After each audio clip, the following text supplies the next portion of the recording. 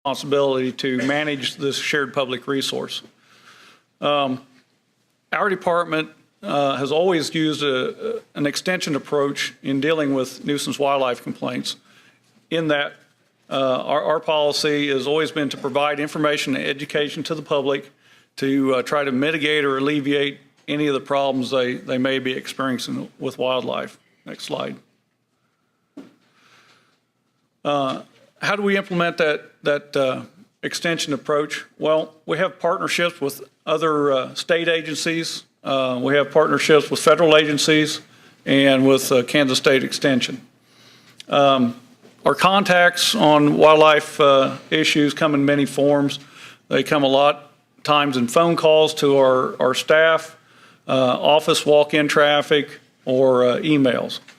The main thing we do when we get some of these calls, we try to determine what the type of issue or the type of damage it is. We try to identify the species that's causing this damage, and we make recommendations on how to alleviate that damage or refer the issue to either one of our partners or, in my case, for example, in Pratt, I try to refer to one of the local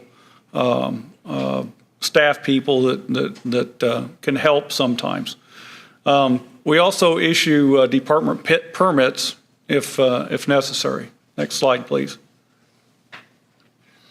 Some of the resource materials that we use, we have quite a bit of information on our department website on our wildlife damage control programs and things like that.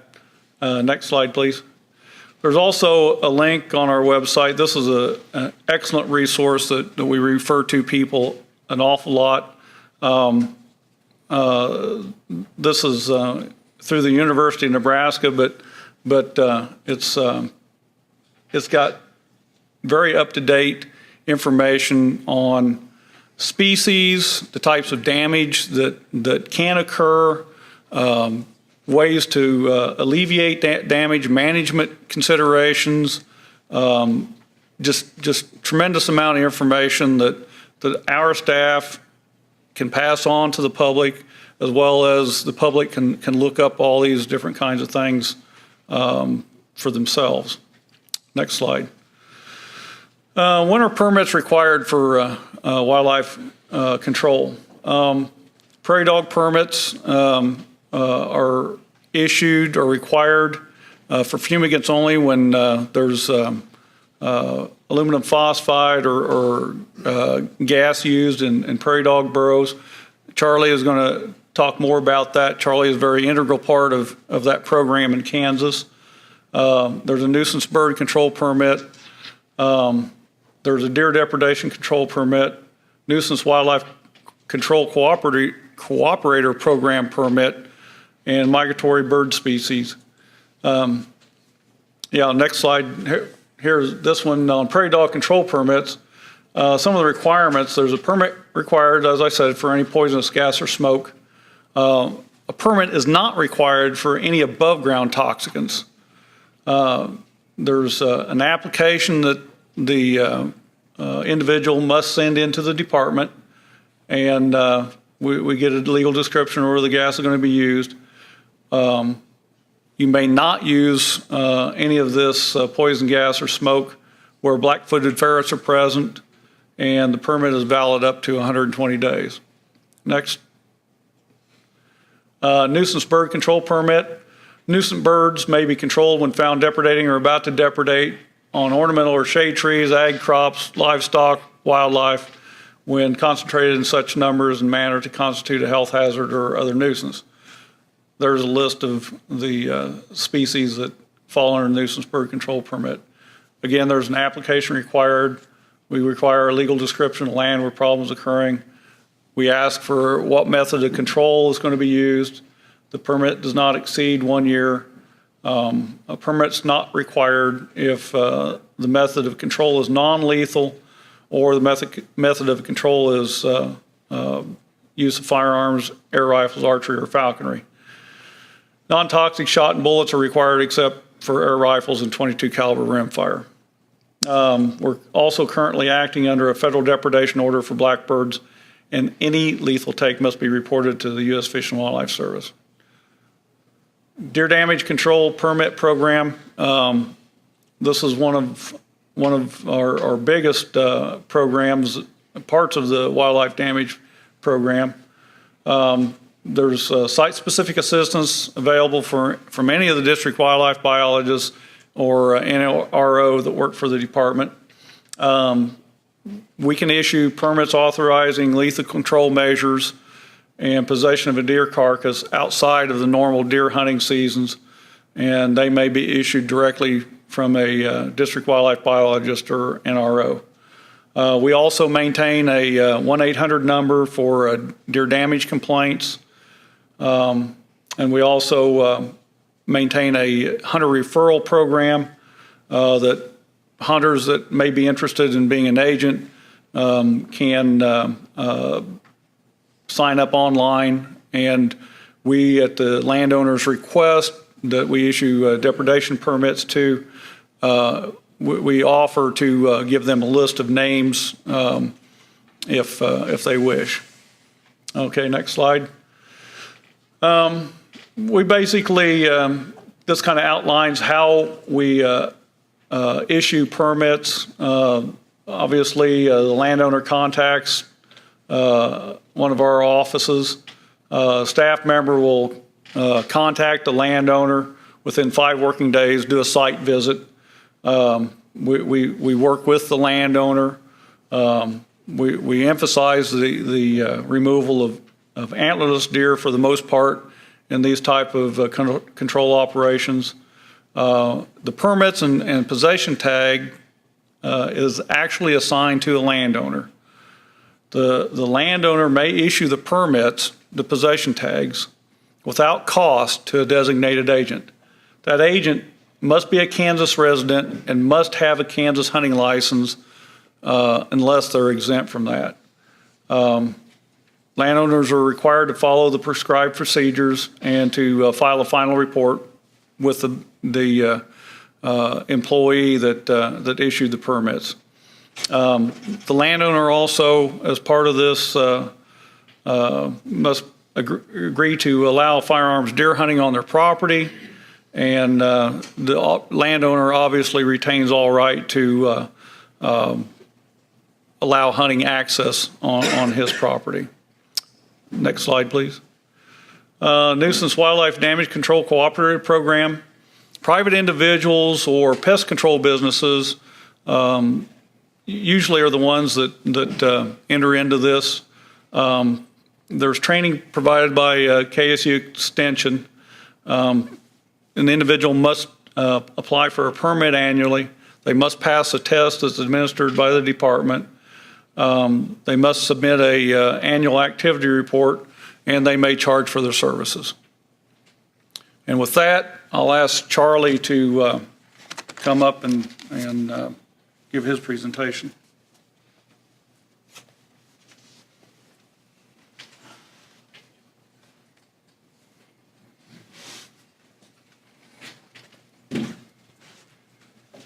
Thank you. My name is Charlie Lee. For 22 years, I've been an employee of Kansas State University. I also worked for 6 years for the Department of Wildlife and Parks, coordinating some of their private land programs, including animal damage control. Next slide, please. Currently, I'm the Extension Wildlife Specialist. Next. At Kansas State University, and I just wanted to explain a little bit of the role of Kansas State University in wildlife damage control. As you may know, Kansas State is a land-grant university. As such, we have 3 main branches. That includes teaching, research, and extension. The role of extension is primarily to facilitate information transfer from research-based material to a format that the public can use to help them solve problems. It's fairly broad-based. The Extension Service encompasses 5 different colleges, 23 different departments, has about 1,000 staff members, and deal with all sorts of issues. But we have 1 wildlife specialist, and my task is to conduct a statewide wildlife damage control program including crops, livestock, and other property loss. Also, as part of my job description is to provide wildlife enhancement for those landowners that are wishing such services. Next. The history of Kansas State in wildlife damage control is long. The very first research scientist that Kansas State had hired was a wildlife specialist, and his task was to help farmers and ranchers solve problems with prairie dogs and pocket gophers. I guess we've not been very efficient because in 100 years we still deal with those types of issues today. But we've been working on wildlife problems as requested for over 100 years. Next. In 1972, the legislature passed legislation that specifically required Kansas State University to have a wildlife damage control specialist to instruct farmers and ranchers in effective control techniques, to conduct studies on ways to prevent wildlife damage, including non-lethal techniques, and to provide equipment to those people to help them solve problems that was not readily available. Next. Much of the information that I hand out is in the website here, wildlife.ksu.edu. As with many state agencies, budgets are tight. Many people recognize extension from the publications that are prepared and put in county offices. Nowadays, a lot of those publications are updated and found only on the web. But if you go to this site, this is a site that has the publications I've authored that helps people deal with problems that are caused by wildlife. Those problems may be something as insignificant to some of us as nuisances, such as bird droppings on windshields or sidewalks or swimming pools, or it could involve human health risks or even mortalities. Next, please. I don't do this in a vacuum. I have various partners and cooperators. Primarily, we work under a memorandum of understanding with the Department of Wildlife, Parks, and Tourism. I have several research projects with U.S. Fish and Wildlife Service that involve wildlife damage.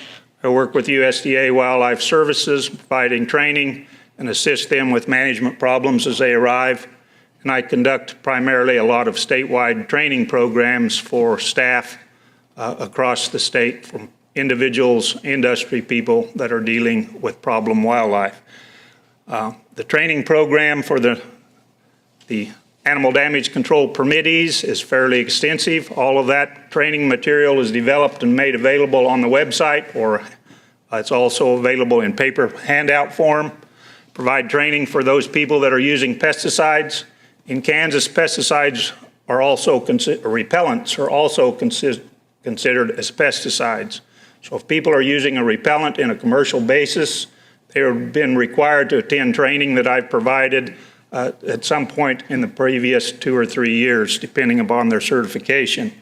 Also provide information to pesticide user groups, the common pest control firms that you may hear, that may be their primary business is dealing with insects, but many of them have also branched out in dealing with problem wildlife species.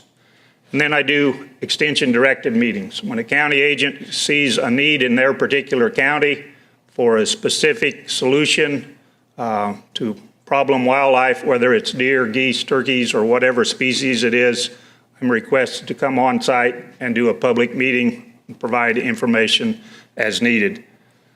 Next. What are the problem species that I get most of the calls about? I get about 2,000 contacts a year. Primarily those are phone and email contacts. The number one is I group together moles, voles, and pocket gophers, followed by birds, skunks, coyotes, prairie dogs, deer, and snakes, kind of in that numerical order. So you can see it's a broad range. It's not usually a problem with someone until it happens to them directly, and then they like immediate assistance. Next. Some of the research problems that I've worked on or have currently ongoing is nuisance bird control work, primarily bird damage at feedlots, feed loss and disease transmission. It really doesn't seem to be a significant problem, but when you're dealing with 300,000 to 400,000 birds for 4 to 5 months at a time, that can be a significant economic loss. Next, please. Also have some research going with small rodents, primarily voles, kangaroo rats, 13-line ground squirrels. As we get into more and more no-till or conservation tillage operations, there's more residue on the surface, means we end up with more small rodents, and they're consuming the seed right after it's planted, which impacts plant populations and greatly has the potential to greatly reduce crop yields. Working on a seed repellent as well as an area repellent for commensal rodents. Next. I've been involved with Prairie Dog, the cattle competition issue, for a long period of time. As Mike mentioned, I have to recommend the use of a fumigation permit when it's required for prairie dogs, and then that permit application is sent to the Department of Wildlife and Parks, where the Assistant Secretary reviews that permit and decides whether to issue it or not. Next. And we've already discussed a little bit about the nuisance animal control people. Those folks in the state that are either doing it on a volunteer basis or doing it commercially have probably attended some of the training that I provide. If they are permitted, most definitely have passed the test that's been developed off of the worksheets that are out there and available. Next. Predation on livestock is something that takes a considerable amount of time. That may be on calves, sheep, or goats, but occasionally it's on someone's pets, including dogs here in the Kansas City area in just the last couple of weeks. That type of issue usually requires an on-site visit, a couple of hours with that particular livestock manager to help him review things that he can do to prevent the problem. And if not, we work on solutions which may include trapping, shooting, snaring, or livestock husbandry changes or exclusion fencing type operations. And there's about 75 to 100 of those livestock depredation complaints a year that I typically go on site to. Next. I think to conclude, most of the work is done to try to get people to recognize the damage pattern. Wildlife is cryptic. They're not always able to recognize what species is causing the damage. And until they recognize the species, they really don't know how to solve the problem. Also want folks to understand a little bit about the biology and the ecology of that particular species so that they can use some of those biological traits to help them solve the problem. And then spend a fair amount of time trying to go over all of the management alternatives. There's usually a lot of different options to try to solve a problem. Some are effective, some are cost effective, some are practical, and some are not. But usually we can come up with a solution that's acceptable. And then finally, we've got to accomplish those within local, state, and federal guidelines and laws. With that, I think we'll wait, and if there are any other questions, I'll answer them later.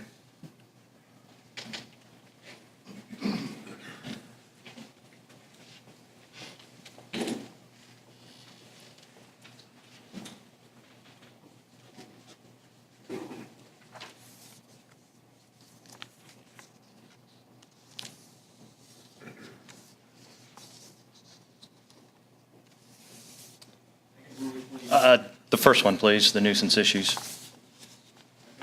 I'm Tom Podrowski, the Migratory Game Bird Program Manager for the department, and I'm going to be talking a little bit about some nuisance migratory game bird issues within the state. What makes the management of migratory birds different from some of the other animals listed today is their protection under the Migratory Bird Treaty Act, and this makes their management under federal jurisdiction. However, states play a critical role in their management. Through the flyway system, they deal with large, broad issues on a population level. However, the state wildlife agencies are also the means of the first contact for those experiencing wildlife damage. And as so, they're also likely those who are going to resolve issues at a local scale. Next slide, please. One more slide, please. Migratory birds are a shared resource through their life history. They cross not only state boundaries, but international boundaries as well. They're valued by a large variety of user groups.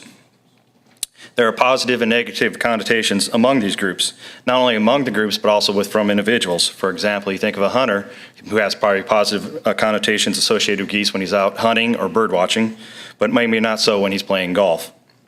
And KDWP attempts to manage these goose populations with great consideration among all users and all values. And some of the management includes population monitoring, habitat management through our wildlife management areas and technical assistance for private lands, the development of harvest regulations, which we'll deal with later in this evening, and nuisance abatement mostly through technical assistance. Next slide, please. There are three main species or group of species that we deal with predominantly in Kansas. Those are waterfowl, sandhill cranes, and Mississippi kites. Next slide, please. Starting off with our migrant waterfowl, and this mostly is dealing with large flocks of geese, predominantly feeding on winter wheat.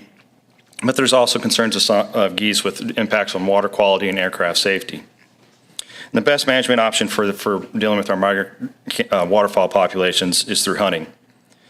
For geese, we're at 107 days, which is the maximum allowed by the Migratory Bird Act. And there's also a light goose conservation order to assist in population management and depredation management of snows and Ross's geese. And when hunting is not an option, we work with landowners in designing a hazing program. Individual landowners can also, through any time of the year, can apply for a depredation permit for agricultural damage from the Fish and Wildlife Service.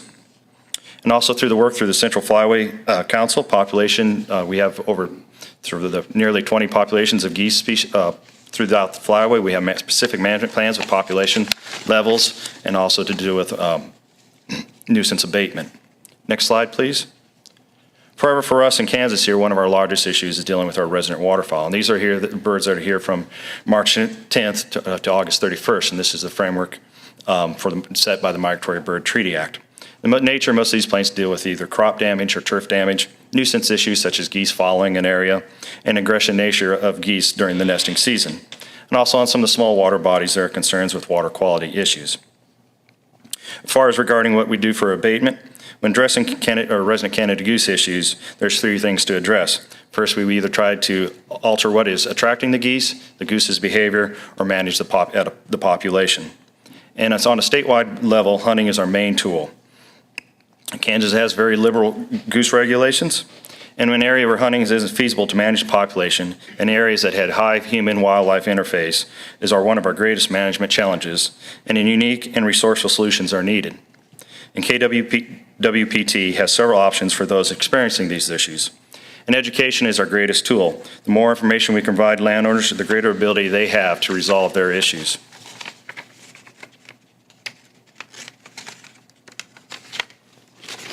Feeding is one of the largest problems we have. Probably about 80% of the calls I have dealing with resident geese in a homeowners association or park has to deal with somebody feeding geese in those areas. So we work with those kind of communities to set up a feeding ban or to provide education on the dangers of feeding waterfowl. We also, in areas of hunting, hazing is one of our greatest things to change goose's behavior. Habitat modification is to change what's attracting those geese.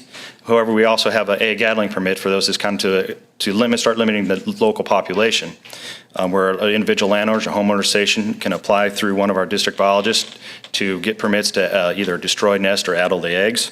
And also we have a small relocation program where we take geese out of high density areas or metropolitan areas and take them to high harvest areas near some of our wildlife areas. Next slide, please. Back up one, if you would. Sandhill cranes is also, we do receive a number of calls throughout the year, and this mostly has to deal with crop depredation on winter wheat, and hazing is one of our main tools. Just as in with waterfowl, hunting serves as a pretty effective means of hazing and also dealing with population management. However, there must be great consideration given when there's instances of whooping cranes in the area. Next slide, please. Mississippi kites have been expanding their range northward and particularly into south central Kansas, and we've had a number of calls regarding them due to their aggressive nature during nesting season and also due to the propensity to nest in these urban dwellings. We received most of our calls in late springs during this nesting season, and the management options are somewhat limited. In the past, we have applied for a statewide permit to deal with some of these, on a very limited basis from the Fish and Wildlife Service have been denied.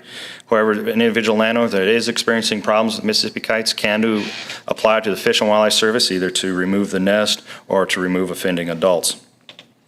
Since the nesting period is relatively short, we often encourage constituents to adapt their behavior by using alternative entrances into homes or to office buildings, hazing of the birds prior to the nesting season, and if possible to encourage landowners to remove those structures that are attracting the kites. Thank you.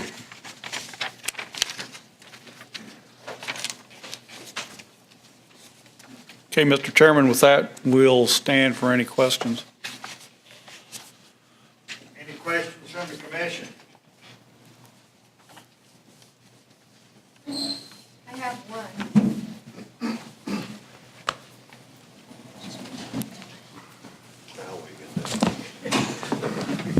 I just smash it? I'm sorry. My question goes back to the first slide. I think that was yours, Mr. Commissioners. Just out of my own curiosity, you had pigeons up there. Did you mean like rock doves or Eurasian colored doves? What were you putting under pigeons? Rock doves? Rock doves. Okay, thank you. Any other questions for these three gentlemen? Any questions from the public? I missed a slide, Charlie, something about a starling can eat how much grain? 2 pounds per month out of the Okay. feed bunk. That's amazing. Anybody, any other questions? Thank you very much. Thank you.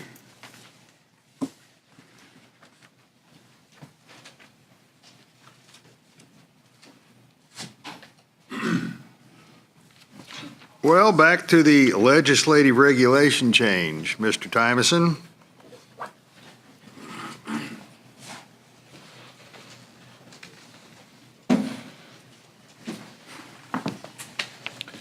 Mr. Chairman, members of the commission, the regulatory process, and I think it's very important to note that our department goes above and beyond the legally required process in that we have a general discussion, a workshop, and a public hearing.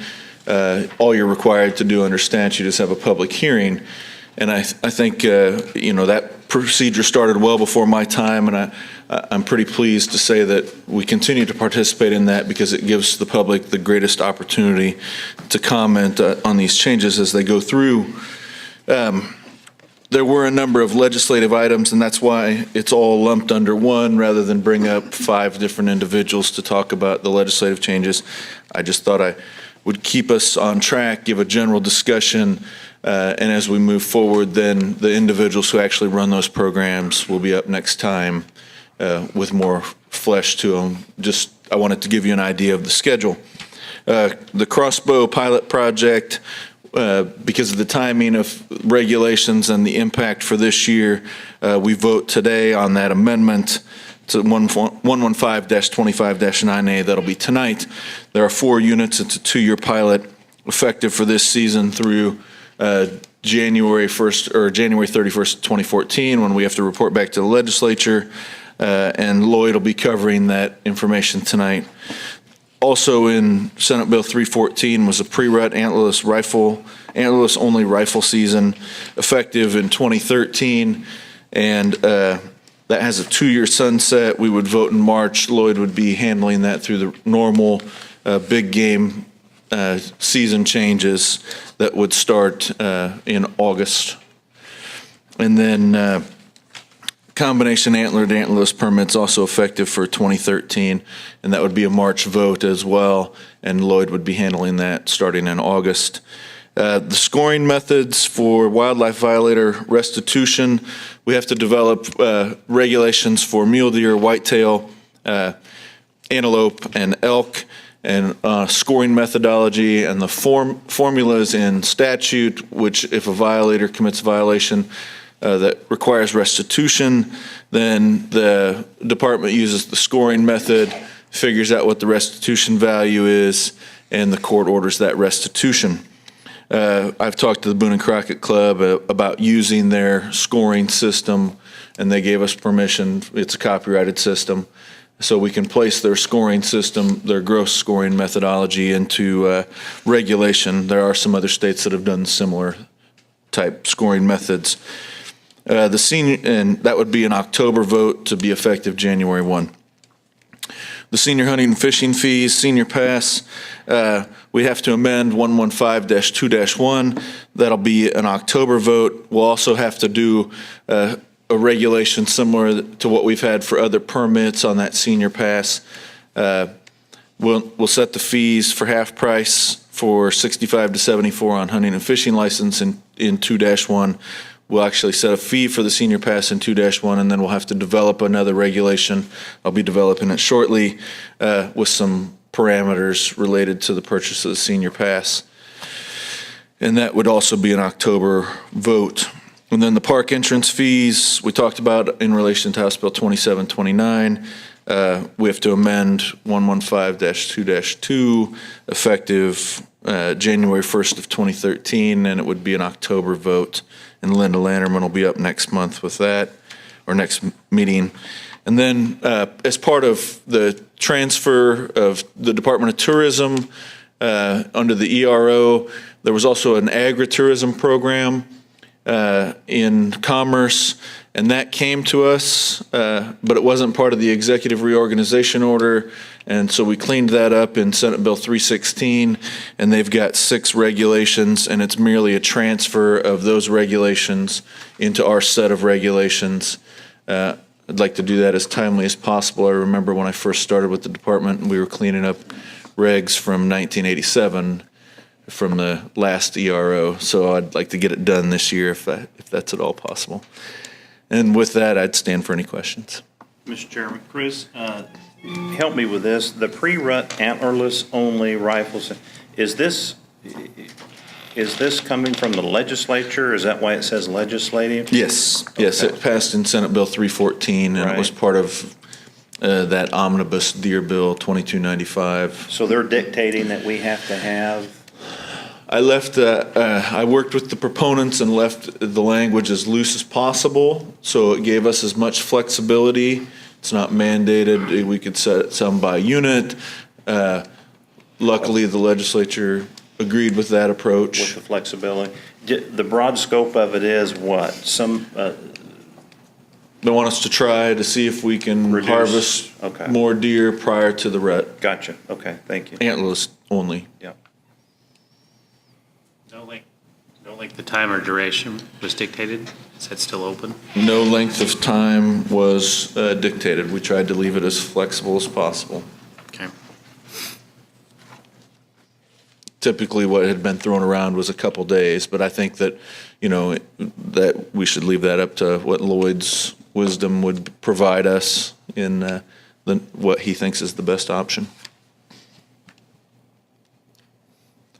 Any other questions for Chris? Any questions from the public? Mr. Chairman, then next time these will come back as workshop items, just so the process, but the individuals who run the programs will be handling that. All right, thank you. Thanks. Doug?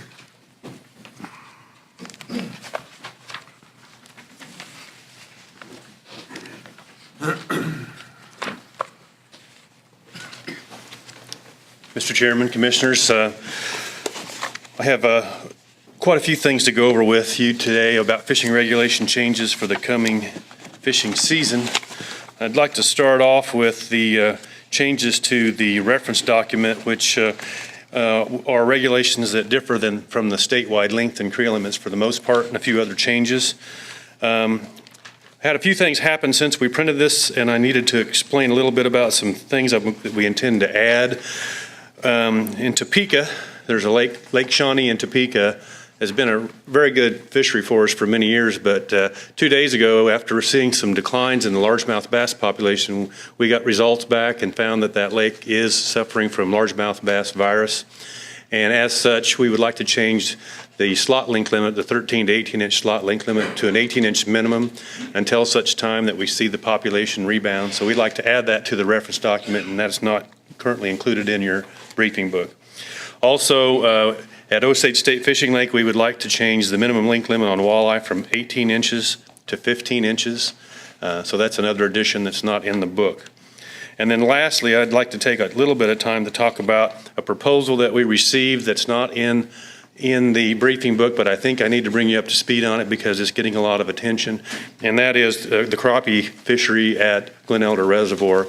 We did receive a proposal from Scott Waters, our biologist for Glen Elder, to reduce the creel from 50 a day to 20 a day to address some of the concerns out there with the tremendous harvest that's occurred. At Glen Elder, back in 2008, the lake refilled after an extensive period of low water. And a good crappie fishery, when we're sampling our fish in the fall for young fish, age 1 fish or age 0 fish at the time, would be 40 or 50 per trap net night. And in 2008, we were capturing over 900 per trap, just an unbelievable explosion in the crappie population out there. And in 2009 and 10, we saw not so much, not as big a year class as 2010, not much at all. And then last year in 2011, we did see a little bit of a bump in the young of the year, and the water was high through last year because of the Missouri River flooding. And so it's possible that we will have another pretty good year class in 2011, but we won't know for sure until this fall to see, how that fishery has progressed. So at this point, what I wanted to let you know is that Scott did submit a proposal to reduce the creel to 20, and we have given that some consideration. And I've talked with Director Kramer, and we still have some questions about whether that's the right thing to do. And so at this point, we're not coming forward with a recommendation to reduce the creel. I've asked Joe what he thinks, how we should proceed, and he would like us to do some public meetings to determine if the public is supportive of such a change. The anglers that use the lake, and we want to take a look at other options besides the reduction in creel, such as maybe a link limit instead of a creel limit, or maybe a combination of the two. So at this point, I'm not prepared to come to you with any changes, and I know the time becomes short because of the need to get the language in the reference document to the Attorney General in time for the vote in January. So with that being said, I wanted to make you aware that we did get an excellent proposal. Scott did a fine job. He's conducted a tremendous amount of research, conducted creels in the wintertime to determine that there is indeed a very high harvest with a lot of fish being harvested, a lot of anglers actually catching their limit of 50, which we don't see that very often. Even though the statewide creel limit is 50, very rarely do we see 50 fish caught in any numbers at all. And in the past, when somebody submitted a reduction in creel, in order to have a biological impact, you would almost have to reduce the creel limit to 5 to actually result in any kind of a reduction in the harvest, significant reduction in harvest. When we ran a computer model, reduction to 20 at Glen Elder, because of this tremendous fishery that we have, would actually result in about an 18 to 25% reduction in harvest. So the 20 will have a biological impact. It won't be strictly a sociological reduction in the creel if we were to go with the reduced creel. And that's something I've never seen before. I've never seen a model give those kind of results. It's just an unbelievable crappie fishery that we've been benefiting from for the last few years out there. And the intent of the 20 creel is to extend that and get the maximum benefit out of the resource that we have right now. So with that, I guess I'd have to leave it at that, and we'll be continuing to have conversations with Director Kramer and with the Secretary about the future on the crappie management at Glen Elder. If you go down the list here, I don't know if you want me to go down every one of these changes. We did that in a discussion at the last time, but most of them are smaller bodies of water. We don't have a lot of controversial length and creel limit changes. On the second page, you'll see that we do have modifications that have been requested by Wolf Creek Nuclear Operating Corporation. Changes in length and creel limits for Coffee County includes changing to a 21-inch minimum on walleye, an 18 minimum on smallmouth, change to an 18-inch and 2-day creel on largemouth, and in addition, they wanted to make it clear to the public that no trot lines or set lines will be allowed on that lake. Also, we want to have a definition of what an artificial lure is, and we talked about that at the last commission meeting, and we intend to bring that to you for consideration. Basically, that is to deal with the Alabama rig issue, where you can buy over-the-counter an apparatus that allows you to fish with 5 or 6 different lures in one apparatus. And this would make it clear that that would not be legal to be used in Kansas, and would make the Alabama rig could still be used, but you just could have no more than 2 hooks on it. We have a change in the hand fishing permit requirements. We're asking that we no longer want to require anglers to provide a survey report each year. It's a mandatory report right now, and our human dimension specialist, Susan Steffen, is convinced that we can get an adequate response voluntarily, and we intend to do that and continue to survey hand fishermen in that regard. We have 2 new trout locations that will be receiving trout if this is approved. That includes Great Bend Stone Lake. We moved the Great Bend's Veterans Memorial Park trout fishery because of chronic blue-green algae problems, and we want to then create a fishery in that city at a different location. And then Cherryville has a lake called Tanko Lake, and they would like to have a winter trout fishing opportunity there as well. Next thing I have is going to be talking about the controversial changes we made to the use of bait last year. And I wanted to do 2 things. I wanted to give you an update on what we've been doing with the commercial side of it, working with the commercial vendors. And I'd like Jason Geckler to come up. And as Jason comes up, I want to let everybody know that Jason has served admirably in a role as our invasive species or aquatic nuisance species coordinator for quite some time, but recently he was promoted to head of our research, fisheries research section. And so Jason's going to come up now in his new role, but still wearing his old hat as well, and talk to you a little bit about what we've been doing with the commercial bait vendors. Thank you, Doug. Mr. Chairman, members of the commission, thank you for allowing me to come before you again today. Frank, we'll miss you. Thanks for your help on a lot of these issues. As you recall, back in 2006, when we first proposed the issue of ANS spread through the use of bait, we discussed it in 2 parts. We talked about the wild caught issue, and we also talked about the movement of diseased and non-native species through the bait trade. So as Doug alluded to, I was going to update you on what we've been doing on the commercial side of things, because it's been, I believe, quite successful. After the rules were passed late last year, we developed a booklet, and maybe you've seen that. It's been on the back counter at several commission meetings, outlining the details of our bait rules. And what we found, a lot of our bait dealers didn't know the rules that had been in existence since the 70s. So we put all these things in one location to make sure there was clear transparency on what we wanted to do and what was expected of them. And so as a result of that booklet, tribute to our staff on putting that together, because it's really helped clear up a lot of issues. But taking this on was a huge undertaking, because it's something that we really hadn't done. And so we have physically visited or personally visited with every single bait dealer that has applied, spent a great deal of time explaining the rules, explaining the changes and what is required of anyone that wants to sell bait in our state. We have then, to ensure that the rules are being understood and checked for compliance, we visit every bait shop that is permitted. And to date, we've visited 70 bait shops out of our 230 so far, and so we're still working through that. But through those visits, we have only had to go back 4 times because of things that weren't quite in order. So 4 bait shops have had to be revisited, and we'll continue to visit those and work through our list as time goes by. But we do have crews working throughout the state to try and make sure things are going smoothly. And it seems like it has.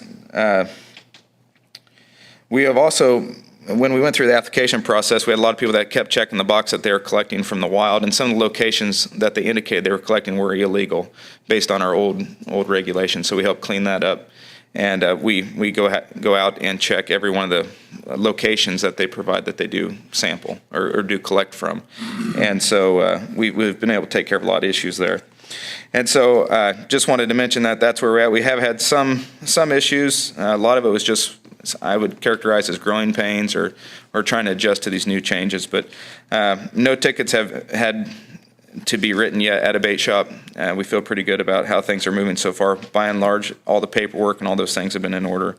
There have been some issues with frustration on our requirement for them to provide receipts. We have provided each one of them 500 receipts to get started, and there was some issue with that where they thought we should continue to do so.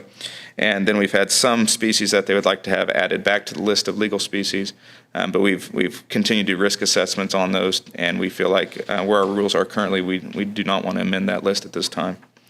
So that's really the quick summary of where we are to date on the commercial side. I'm going to have Jason stay up here because we're going to discuss the more controversial side, that being the wild-caught bait. And Jason, can you hand those out for me to the commissioners? For the public and on the back table, this handout that we're giving to the commissioners is new. It wasn't created in time to get into their briefing book, but they are available to the public out there as well. When it comes to the wild-caught bait, that's been a very controversial issue, and I'm sure the commissioners have all heard from folks as we move through the fishing season this year about the changes and the implications and the request and the requirement for the public to kind of change their behavior and how they handle taking bait from the wild and using it for fishing in waters of the state. We continue to stick with our rule. Our intent is to get people to make sure that they clean, drain, and dry, and in the process, hopefully help us in protecting the waters of the state from further contamination and spread of invasive species. We identified at the last commission meeting some gaps in the wild-caught bait and at least one gap in the commercial bait. And what we have given to you now is a document that's a result of extensive communication and meetings between Kevin Jones in law enforcement, Chris Timeson, our legal counsel, Jason, myself, and our fishery staff. And this is sort of a package proposal that we're bringing to you today. If this is not something you're comfortable with as a whole, then we're going to have to go back and reconsider another option. What we've asked to do is to deal with the gaps that we identified. The first gap was that the intent was that you would use bait where you caught it. That was the intent of the vote last year. But in the process of implementing this and reviewing the legalities of it, it became obvious that we could not control the use of the bait caught from a private water fishing impoundment, which is not all private ponds meet that definition. But there's a significant number of privately owned bodies of water that are exempt from our regulation. And as such, it's been very difficult for us to follow the intent of not allowing people to take fish from one location and go use it somewhere else because we don't have any regulatory authority for the transport of fish from a private water fishing impoundment. So what we've done is we've asked you to consider a possible solution to allow the use of bluegill and green sunfish only from non-ANS designated waters. They're already able to use fish from private water fishing impoundments, and there's tens of thousands of those probably out there across the state. In addition, we have another gap that we identified in that because of the way the rules were written and interpreted, it was illegal for you to catch bait in the river above a reservoir and use it in the reservoir itself because of the requirement to use it in the pool where taken. And as such, what we wanted to do is clear that up to make it legal for someone to use the bait downstream of where they've taken it. So the new ruling or the new solution to that gap would be, except for designated aquatic nuisance waters, live bait may be caught and used as bait within the common drainage of where caught, provided that such live bait shall not be transported and used above an upstream dam or barrier that would prohibit the normal passage of fish. Live bait fish collected from designated aquatic nuisance species water may only be possessed or used as bait while on the water and shall not be transported from such waters alive. Then the third gap that we had to do with the receipts from the commercial bait vendors.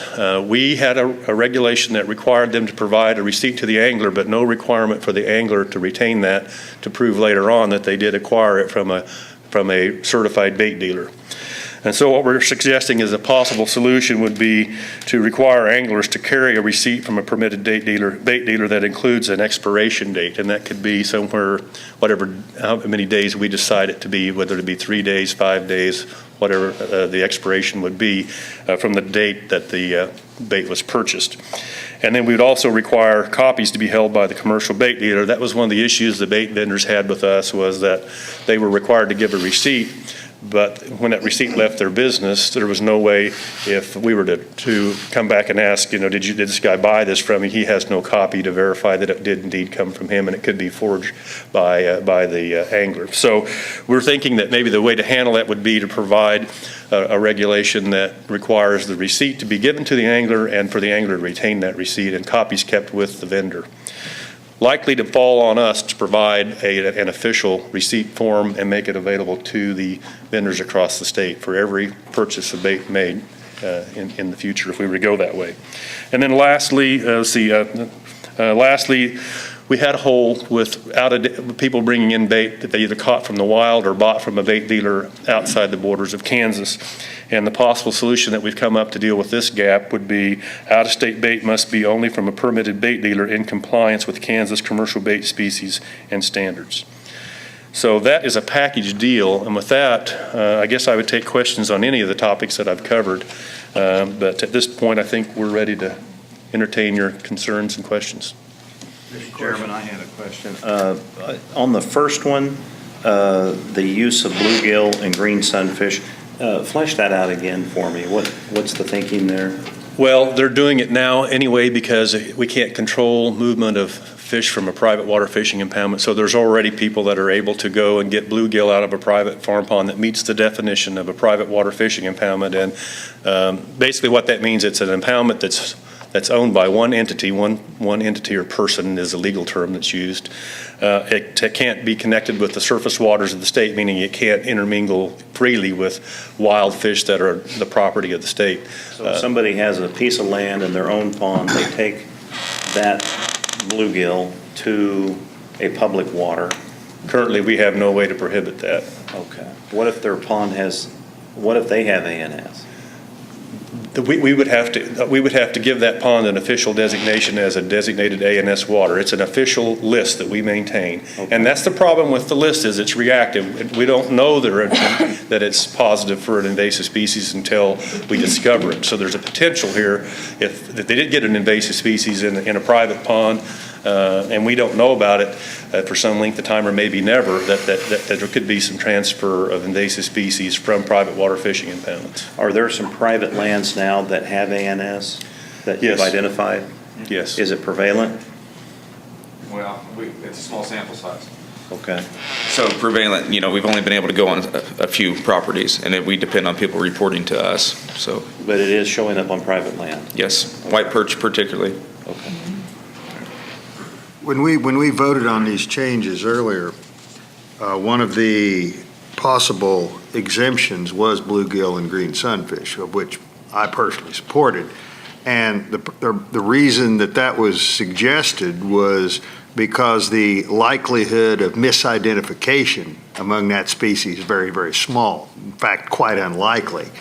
And I tend to think that this solves a lot of issues and create this, and the gap about downstream solves a lot of issues that constituents have been contacting me about. Catching some fish in Toronto Reservoir and using it behind the dam in a stilling basin, and the local CO was nearly abused but managed to remain professional as he was trying to explain that I see your point, but this is what the law says and I'm not able to make an exception. And then they called me and asked, what do you think? Well, I agree with the CO. I think that anytime you make a major change in a completely reformatted approach, you're going to have to take several steps forward and maybe a step or two back. But I think the recommendation that you're making contain very minimal risk and probably will help the department PR-wise. Mr. Chair. On the very last issue, out-of-state bait must be from a permitted bait dealer. Again, is there proof for that, like the one above that, where they have to have a receipt of some kind, something to prove that? Yes, that's our intent. Now, if there's if a neighboring state has a requirement of their own, we would honor that. We could permit a vendor outside the borders of the state of Kansas, as far as I know. I think we have that within our ability. So if there's somebody just across the border in Kansas City, Missouri, that wants to be able to sell bait for people to use in Kansas, we could work with them to make that happen. Okay, I wonder, do you have to write that in there so that it's very clear to people? We attempted to address that in the gap above that, where it Okay. says requiring anglers to That's carry it. receipt. Okay, thanks. Mr. Chairman? Yes. Yeah. Part of the comments and questions I got came from bait dealers dealing with the fact is they either didn't have machinery or equipment that would print out the cash register receipts, that would print those things out. They're having to do them by hand, which, they just really did not want to do, and I understand that. But if you're saying that they also have to put an expiration date, we're back to manual. I mean, it's not going to be an automated coming out of a cash register for that. I think the thought that we had was we would provide them with a carbon copied form that they would fill out. They would just put the date that the bait was sold. They would take a copy, give it to the angler, and they would keep one for their own records. So it won't be automated coming out of a machine, it'll be a paper, but Still I gonna think have to our be a intent manual would be that paper. we would provide that to them at no cost. Okay. Have you seen what we did provide them? I have not seen it. I had been told, and then one of the issues was they supposedly had run out, had contacted, said, no, we're not going to provide them like we were. So, yeah, was not happy. That's the complaints that we received as well. And so the receipts we provided them, the 500 initial, was to kind of show what we were looking for. And with that, it just required, it had all their existing business information. They just had to put a mark next to the number.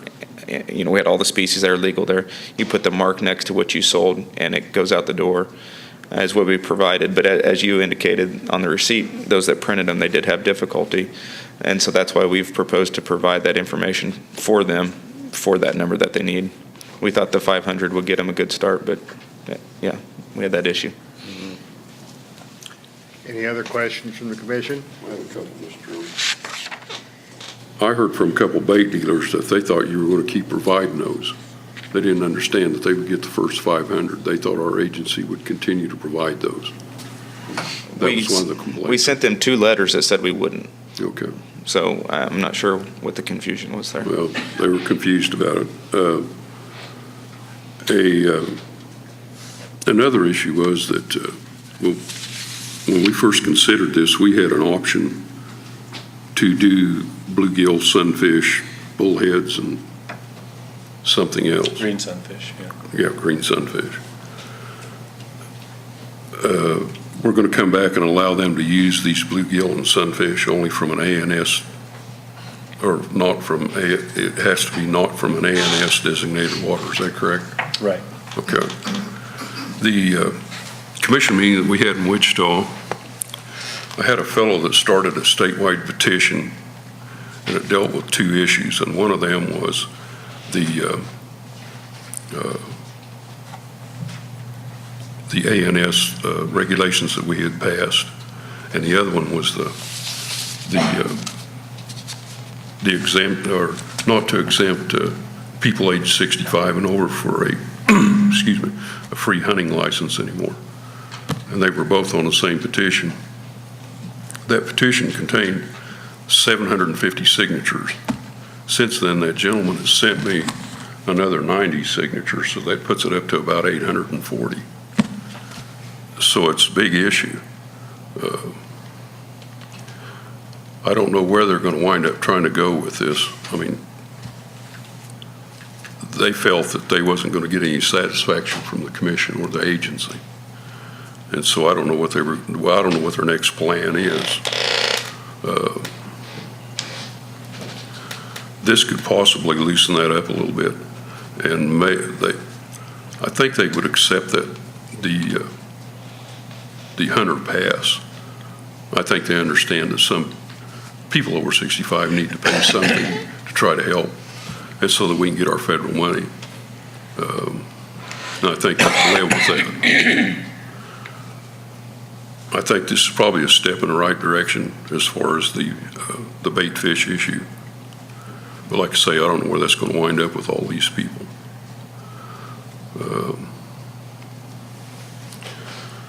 I guess that's all I have on that right now. I have a follow-up question. On the bluegill and the greens, how are you going to know it's from a non-ANS designated water? We kind of saw it as a 2-part opportunity. Do we know? Not unless we see them collecting it at that location. So it's a good rule that tell them not to do so. And we could enforce it if we knew this was going on at an ANS water. So we felt that was required. But what it does allow for us is these are species that, as the chairman alluded to, are easily recognized by our staff as well as the anglers. And so we still have that gap with potential for zebra mussel water being moved, and that is there. But as far as the issue with Asian carp and white perch and those other species, we feel like we've taken care of that one. So, But if I'm a bad guy, I can, and I did take bluegill from an A&S water, I could just lie and say, got it from my pond. yep.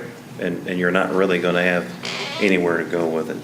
Right? No, we thought this would help for enforcement when they collect those things, and we also thought it would help for prevention when they come to the lake. If you mix in the zebra mussels with the white perch Asian carp issue, it's real difficult, and we thought this was the best way to address that, but you are correct in identifying that gap. Okay. Any more questions from the commission?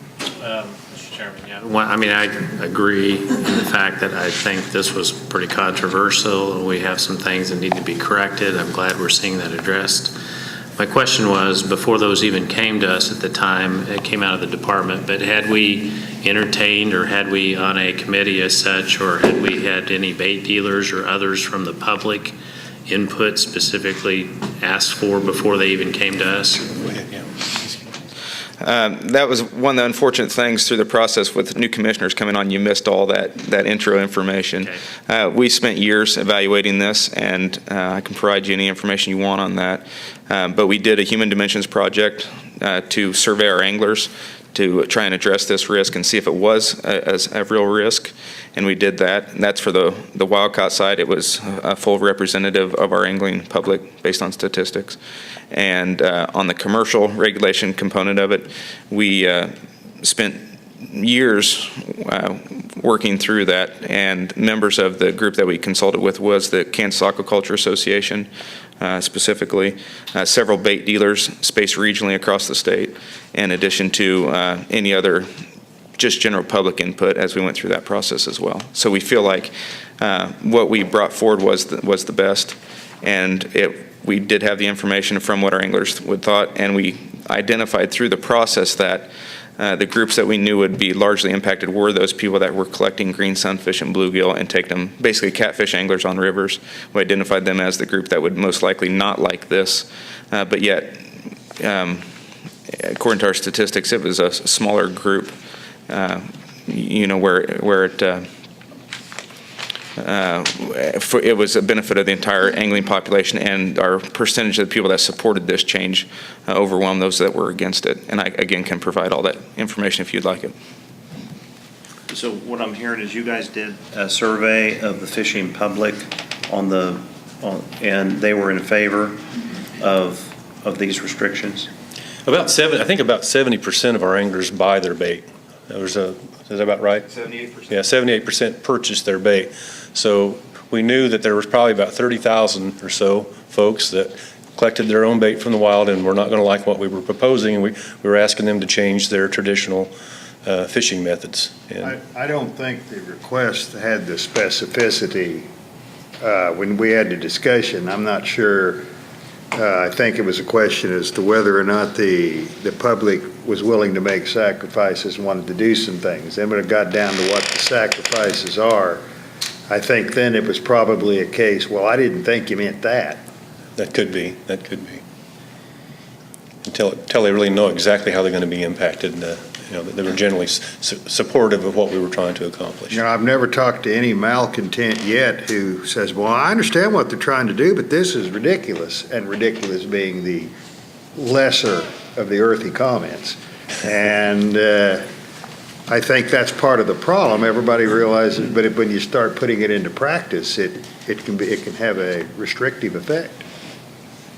And I think this is a pretty good deal here. If I could address that, we actually used scenarios, and we gave them 4 different options and how it would be, and use it where you catch it was one of those options. You have to buy it from a bait dealer. You couldn't move any fish anymore. All those things were proposed in our options. And so what we went with was the use it where you can catch it, meaning, don't transfer fish, but you still catch it there. And that's what they supported. So we felt like, and we actually enlisted Colorado State University to help us develop those questions. That's where the human dimensions experts are. And so we try to go scenario based, but understanding, there's always, some things can be lost in translation. Well, it was a extensive good faith study, and I appreciate everything you've done. Any comments from the public?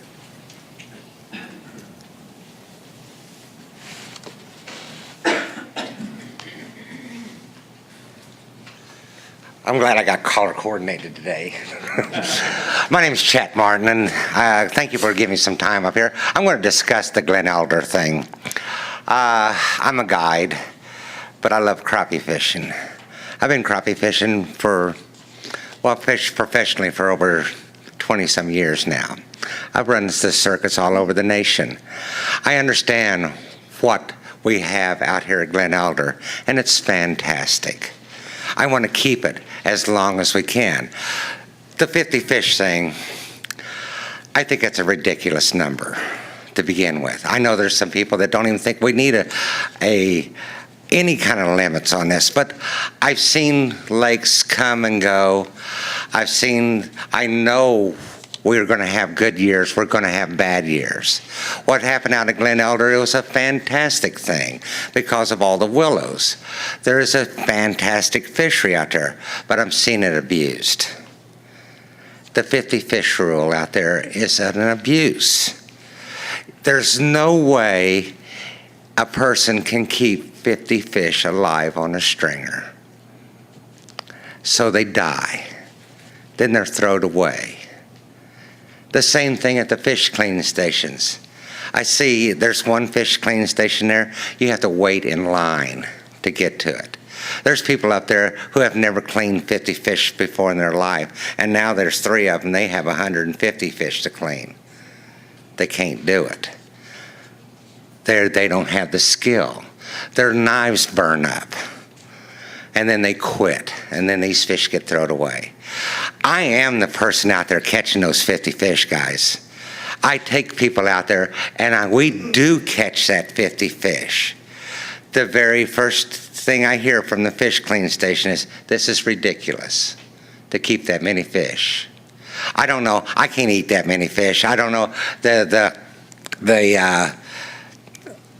possession limit is 3 times. That's 150 fish. That's a lot of crappie, folks, especially if they're 12 inches. And believe me, folks, they're 12-inch fish out there. You can keep 50 12-inch fish that easy. Some people don't, but I do believe. Do I think the 20 fish is the magic number? I don't know. I don't know that the 20 fish thing will hurt the lake. I don't know that. I'm not a biologist. The biologists say that we can withstand this. They said this at Prairie too. Didn't happen at Prairie. That was one of the top 5 lakes up until 92. That winter in 92, I watched, and I was part of it, of 150 boats a day taking their limits all winter long. Now they say that was the flood of 93 that washed them out. No, folks, I think they were taken out. Am I a game hog? No. I want to see this fishery go on forever out there. It's a long drive, but there are people out there that depend on this lake as they do their hunting. I really wish that the whole state would change their length limit, their creel limit. Length limit, I'm not too sure. But the creel limit, I think it should become a statewide thing. But I do appreciate your thoughts on this and your concern, because I do feel that pressure out there from the locals that they're afraid that it's going to be taken out. And it happens in the wintertime, not the spring. And last winter, didn't ice over, and I got to get out there on it 4 hours, folks. Over 200 fish. That's what can happen out there. And they were all 12-inch fish and bigger. I'm not catching the small fish. The dominant species out there is your 11.5 to 14.5-inch fish. I don't want to see that disappear. I want to see the 16s, the 17s. Toronto. We've lived through that, didn't we?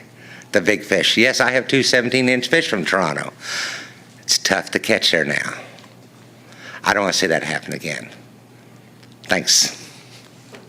Any more comments from the public?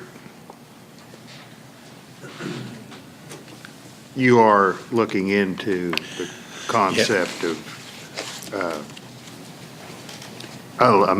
fish limit of 20 on. I have Scott's proposal, and I have gone over it with Director Kramer, but we've not had an opportunity yet to sit down with the Secretary and discuss it in detail.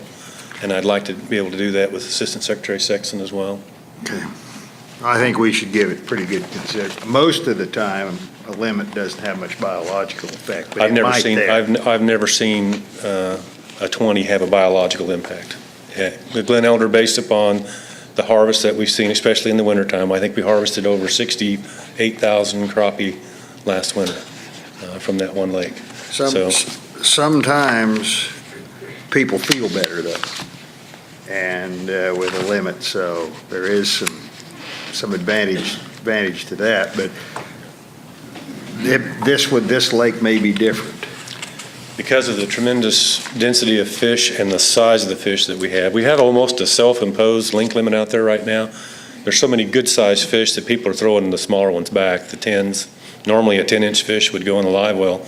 At Glen, I don't think that's going on nearly so much because they know if they throw that one back, one of their 50 could be a 12-incher. So it's a tremendous fishery, and it's a wonderful thing. And every time we have a situation where we have the weather and the water levels and everything, and we create an opportunity for outstanding crappie fishing, there's always a concern that we got to do something to kind of protect this and extend it. The 50 a day is not biological. It was never intended to be a biological tool. It was just simply a sociological tool. It doesn't really help distribute the harvest that much. And normally a 20 would be the same situation, except what we're seeing out at Glen Elder right now. This is by far one of the best fisheries, crappie fisheries we've ever seen. Okay. Any more questions for these two? I have one, Chairman. On these gap regulations, are you going to come back to us with something like an amendment to our regulation, or how are you going to handle that? Ultimately, there would be an amendment to the current regulations, and it would be in October. It would be in October we would receive them and vote in October? Yes. Okay. And which piece of paper is it? Is it this one or the one that's in our book? That is the one that we're bringing to you today that we feel is the best solution to dealing with the gaps that we've identified. And does that incorporate everything that's in the book? No. What was in the book was prior to the consultation that we've had with law enforcement and our legal staff. Okay. And it was just a kind of a rehash of the gaps that we identified and the problems that we identified from last year. Okay, let's move on to late migratory bird seasons.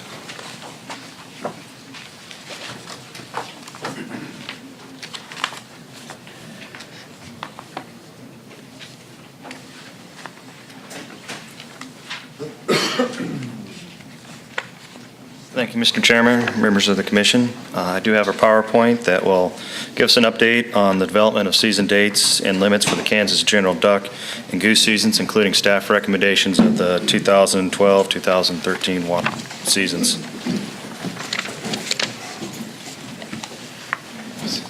Excuse me, Tom.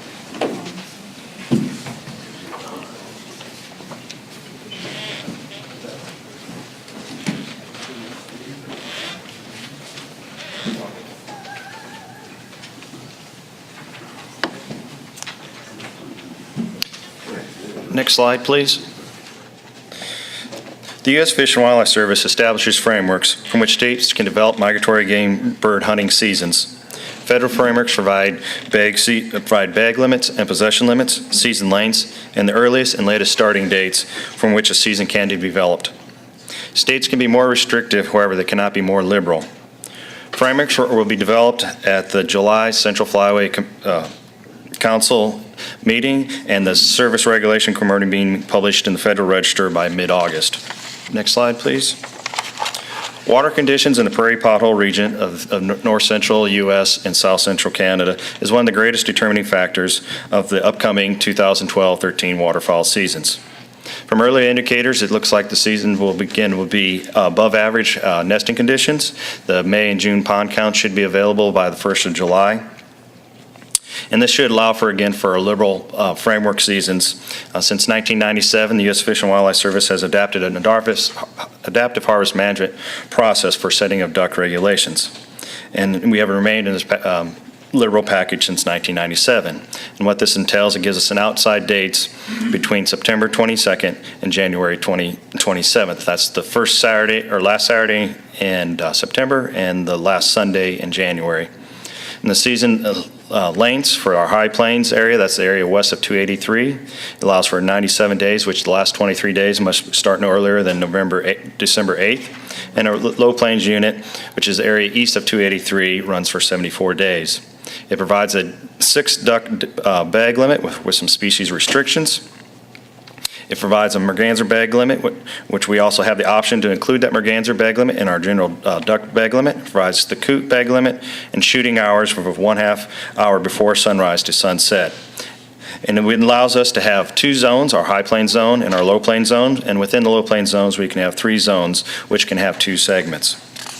Next slide, please. Staff recommendation for the 2012-2013 season is to adapt federal frameworks for daily bag limits, possession limits, and shooting hours. To adopt a 74-day season in the Low Plains unit and adopt a 96 days in the length in the High Plains unit. The 96 days is one short from the maximum allowed, and this is due to a 9-day teal season. A 2-day ewes season would be reached the 107 maximum day by the Migratory Bird Treaty Act. For the High Plains unit, the seasons for that area west of 283 would be from October 8th to January 2nd, with a season split between then picking back up January 21st through January 29th. In our Low Plains early zone, this is our shallow wetland areas, including McPherson, Jamestown, Cheyenne Bottoms, would begin October 8th and run through December 4th, and then again start again at December 17th through January 1st. Our Low Plains zones, this includes some of our reservoir areas and some of our rivers in Kansas, and would be from October 29th through January 1st, and from January 21st through January 29th. And last year we were able to start a southeast zone, and this would be our second year, and our recommendation would be from having November 5th through January 8th, and January 21st to January 29th. Next slide, please. And to kind of give some of the background, what we use to develop these staff recommendations, similarly like to the Turkey and Deer Committee, we have a committee of one from each of the 5 districts in the state, from one of the private lands as well as public lands, as well as representatives from the Fish and Wildlife Service refuges in the state, as well as we have consultants from Ducks Unlimited regional directors. On this graph presented here, the green bars are actually the number of days allowed during the season for the past 42 seasons. Prior to 1972, we just had one statewide season. You can see, we've moved on from the 30 lows of the 39 days in the late 80s, early 90s, to now we're at 74 days, one of the longest we've had probably since the early 30s. The line in blue is the opening day for the areas that would be for Low Plains unit. You can see that we've probably moved the season date up to about 15 days since the beginning of the Low Plains unit. The red line is the closing date. You can see we have moved the days almost over 20 days since during this time span.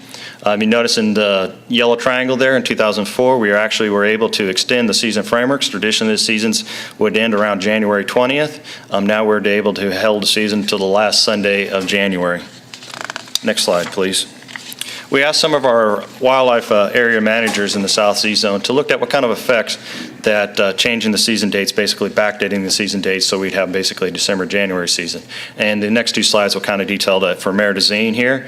We see that we'd have about a 10% decline in harvest and about a 12% decline in hunter trip dates if we actually have moved our season back, say, like start November 17th and run it all the way through to the end of the frameworks. Next slide.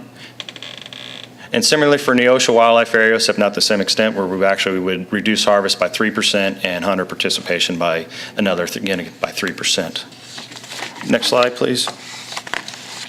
Another important tool in developing season dates is use of human dimension surveys. We conducted a survey in 2010 and again in January 2012 to give us insight in hunter preferences. And this surveys kind of give us a before and after snapshot of hunters' preferences for this season. And here are two graphs from the 2010 survey. And you can see kind of that there's some polarization among hunters, those who are wanting early dates and those who prefer later dates. The graph on the left, when we asked them what days they prefer, the majority of them, a little more than about 17% actually preferred the November 17th or January 29th. However, you see for a number of people that they really didn't have any preference. Then however, when they actually would like their preferred opening date, they said they would want it before November 12th. Next slide, please.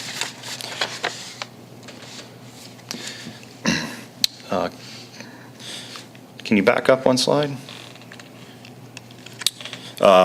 Basically, the slide the detail should be there is once hunters had an experience in this season, we mailed out over 6,000 surveys for those who lived in the southeast area, identified them by their HIP numbers, and I provided a copy of this handout of this survey summary results to you, and a handout's also available on the back table. And when we asked the hunters what they thought of the past season, about 7% said we had the season just right, 26% thought it was too early, 8% thought it was too late, and 18% had no opinion. Next slide, please. One of the most direct questions we asked in this survey, and probably the most valuable question we asked on the survey, is ask them what would be their preferred date for the upcoming season. You can see the vast majority wanted the season date November 3rd to January 6th and January 19th to January 27th. This is basically the same season as we had last year, just shift for calendar dates. As most hunters noticed, that this was not a typical year, but however, that seems like their preference for this upcoming year. Next slide, please. We had also asked hunters when would they prefer to have the most dates. And about 60% actually they said that they prefer to have the majority of the dates in January. And this will be particularly important in days if we ever fall back out of the liberal to the moderate, where we have a 60-day or even a 39-day season. Next slide, please. Moved on to youth waterfowl hunting. We're allowed to have 2 consecutive youth waterfowl days that can be set outside of the regular duck season. They must be held on a weekend or a holiday, likely when non-school, to allow youth to participate into this hunt. It may be held within 14 days before or after the regular duck season or during any split. The daily bag limit would be the same as allowed during the regular duck season, as well as shooting hours. Next slide, please. So staff recommendation for the 2012-2013 youth season for the High Plains unit and the Low Plains early unit would be October 1st and October 2nd. And for the Low Plains late zone and the Low Plains southeast zone, it would be October 22nd and October 23rd. Next slide, please. Moving on to geese. We have our dark geese, which include Canada and white fronts and brant, and they can be held between the Saturday nearest September 24th and the Sunday nearest to February 15th. And for light geese, it'd be the same framework dates for them. The bag limits for Canada in season length for Canada geese is 107 days, the maximum allowed by the Migratory Bird Act, and it allows a daily bag limit of 3. For white front, we actually have 2 options. We can have a 74-day season and a 2-bird bag limit, or an 88-day season with a 1-bird bag limit. And light geese will still remain at 107 days with a 20 daily bag limit and no possession limit. Next slide, please. So staff recommendation for the 2012-2013 goose seasons would be to adopt federal frameworks for season length, daily bag limits, possession limits, and shooting hours, and to elect option A for white-fronted geese, which would be a 74-day season with a 2-bird bag limit. So for our season dates for white-fronted geese would be October 29th to January 1st and February 4th through February 12th. For Canada geese, it would be October 29th through November 6th and November 9th through February 12th. For light geese, it would follow the same as for Canada geese with October 29th to November 6th, November 9th through February 12th. And for the light goose conservation order would start February 13th and run through April 30th. Next slide, please. For falconry recommendation, we have a small contingency of falconers in the state, however, they're a very dedicated group. For the regular falconry season, we have it follow the general waterfowl seasons. Then there would be the season dates are listed there for the extended falconry seasons. Next slide, please. As previously mentioned, the federal frameworks will not be finalized till August. However, we anticipate no major changes for the upcoming season regarding frameworks. A couple of important dates to note that July 15th through July 20th, the Central Flyway meeting will be meeting in Calgary, Alberta. And July 25th through July 26th is the U.S. Fish and Wildlife Service Regulation Committee. And the final season adoption for Kansas 2012-2013 seasons will be at the August 23rd Commission meeting in Great Bend. With that, I'll stand for any questions. Anybody have any questions for Tom from the commission? I have some, Mr. Chairman.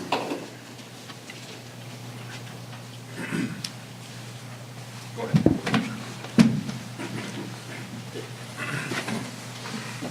Before we get into it, because we're going to be running short on time for a break, what I'd like to do, and I don't want to get in front of Robert, but I always get in front of people. Go ahead. So what difference? Yes. My guess.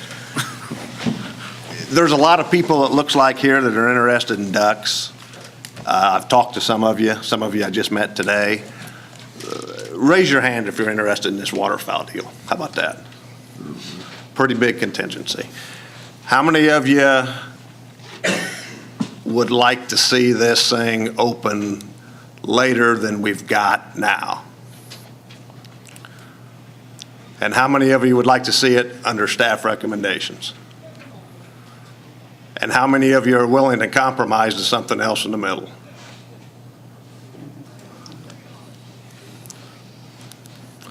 Okay. Like a ward,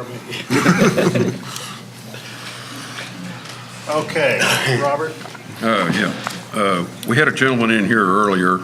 I didn't notice whether you were here or not, or I'd have referred this to you. Ask us about the south unit of the Neosho Wildlife Refuge. That they hadn't pumped any water into that cornfield. What's the reasoning behind that? I'll allow Brad Simpson with Public Lands to address that question. We actually had a request to have some of the wildlife area managers here. We thought the better way to address our waterfowl management on our wildlife areas was there'll be a presentation given at the August 23rd meeting regarding those issues. Are you referring to last year, Robert? Yes.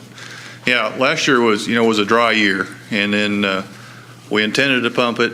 We got into some stream flow issues on the Neosho River, and in fact, we had a difficult time even pumping the main unit because we were in constant contact with the Division of Water Resources and the Kansas Water Office on meeting the minimum stream flow. They did give us a little bit about a 2-week window to pump, even though minimum stream flows wasn't required or wasn't being met. And then they said, no more, you're shut down, you cannot pump anymore. That was one of the factors was minimum stream flow in the river. The other one was there were some maintenance issues with the pump.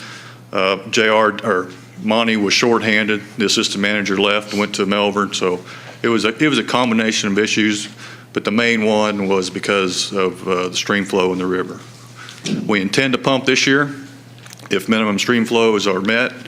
Obviously, our priority is going to be the main unit. Probably one thing you'd probably be interested in is Monty has proposed a capital improvement project to put a submersible electric pump, develop a complete pump site in the south unit. We're going to try to obtain an easement through the private property to be able to do that. This will give us a great, more flexibility and be more efficient in pumping that south unit. But we're probably looking at FY14 when that project is completed. So hopefully we'll get that project started within the next year and completed by 14. Okay, let me ask you this. Do you apply to like GRDA or something and they release water from Burlington into the river? We do not, no. Could you do that? I don't know. I do know that, we have to watch, we have pumping rights, but our water rights are restricted to meeting the minimum stream flow requirements in the river. And they read them above Neosho, then they read them down at Parsons. And if the stream flow is not being met at Parsons, they shut us off from pumping. Where did that water come from that came into the river when you initially pumped?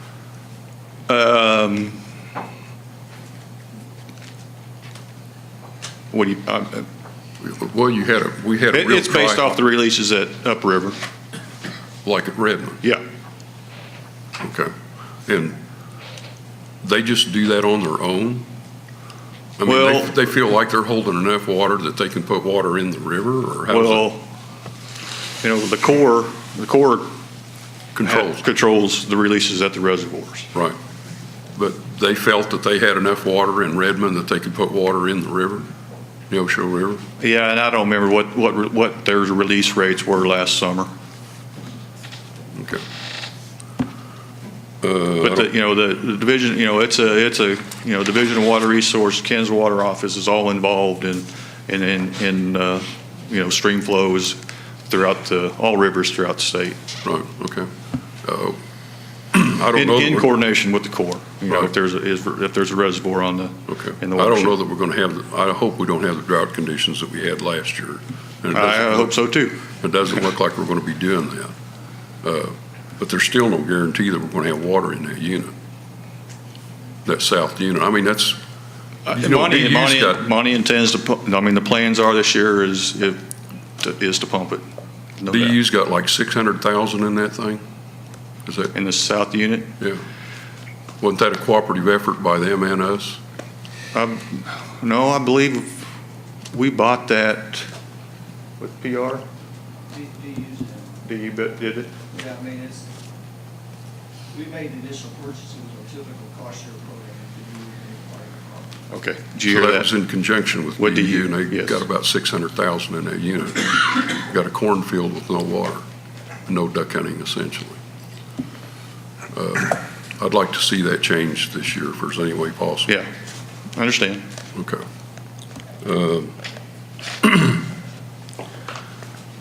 I don't know if you're the guy to field this question or not, but we had a gentleman approach us last year in duck season. His name was Michael Schropp, and he had some issues with the seasons at the Inman Lake. You familiar with any of that? I am. There's, last year when we had changed the Low Plains Lake boundary to include all of McPherson wetlands into the Low Plains. In doing that, his WRP, his Wetland Reserve Program, or his marsh, was included in the Low Plains, where his preference would be to remain in Low Plains Lake. Since we've already had finalized our zone boundaries with Fish and Wildlife Service, they were finalized of April 1st this year. We were not able to accommodate any more changes. You did have some contact with him, though, and you... Correct. We've had some contact with him. He's also had some contact with the Fish and Wildlife Service, I think he's Central had Flatwood Road. contact with everybody. Yeah. Okay.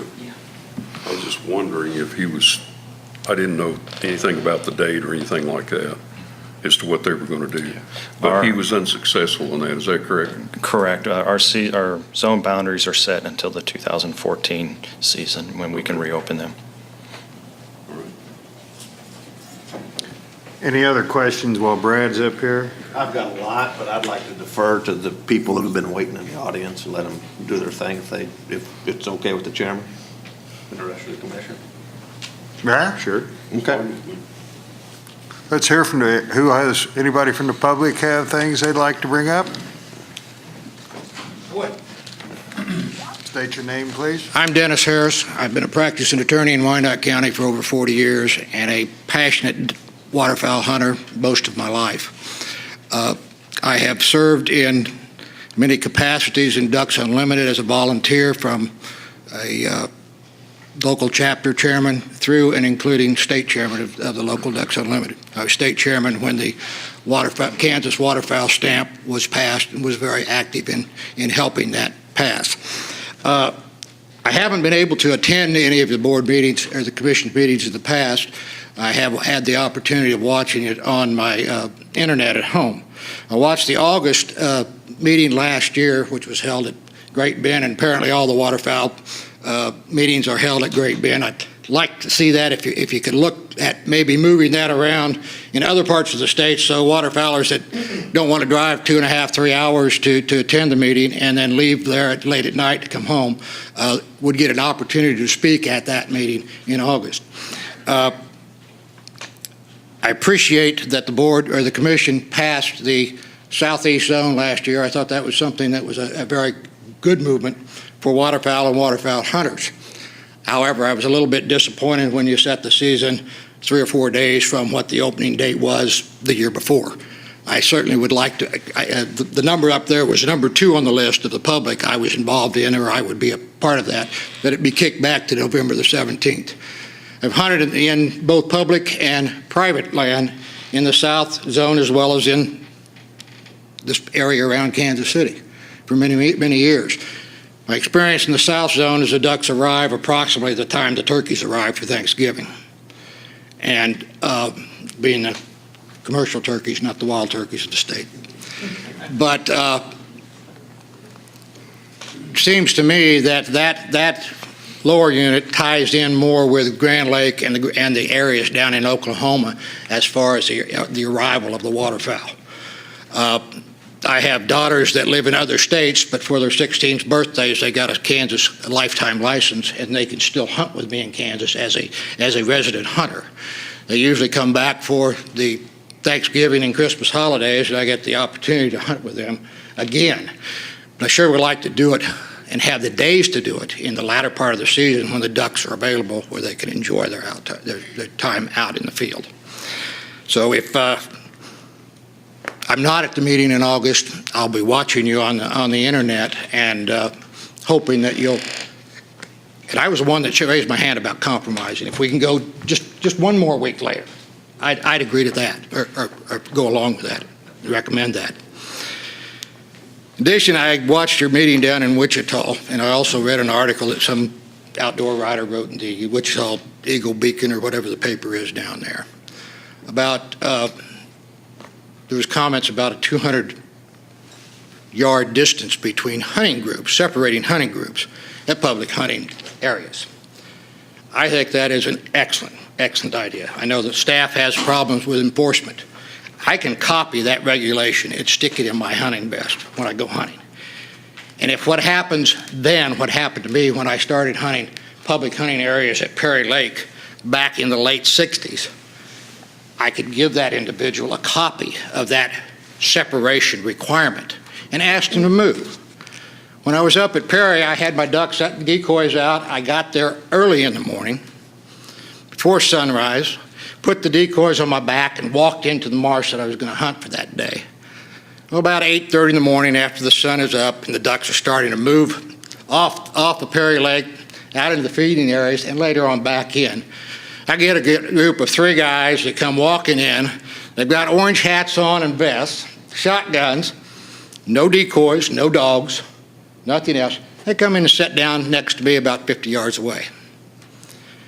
I'm calling ducks and working ducks coming to my decoys, and they have shotguns that can shoot an amazing distance of up to 400, 500 yards. And they start shooting the decoys. My hunt's ruined. I'm done. I picked up my decoys, wished them good day, and left. Had there been some type of regulation or restriction, I'm not going to enforce that restriction, but I could have advised them with a written copy of it that you need to move 200 yards away from me. Enjoy your hunt. Maybe you should buy some decoys. Talk about getting a dog, train a retriever. And maybe camouflage would be appropriate. But as it was that day, I had 2 alternatives. I could sit there and watch them skybust ducks that were coming into my decoys, or I could end my hunt for the day and seek someplace else to hunt. So I think the outdoor writer in Wichita was in error in his assessment of that recommendation, and would ask that the commission consider that when you set your waterfowl regulations in the future. Thank you. Other comments from the public?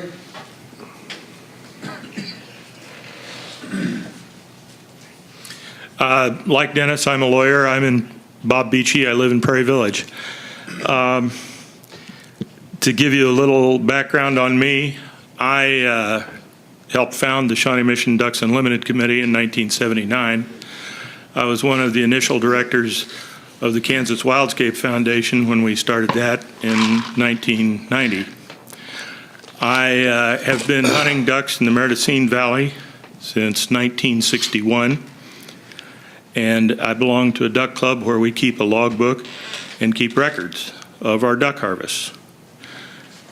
Last year, we got wind of the fact that there might be a south zone or a southeast zone, and some of us were a little anxious about that. Very few people that I know received the surveys. The people who received the surveys were nervous about it, the Meridocene hunters. We're shallow marsh hunters for the most part in Meridocene.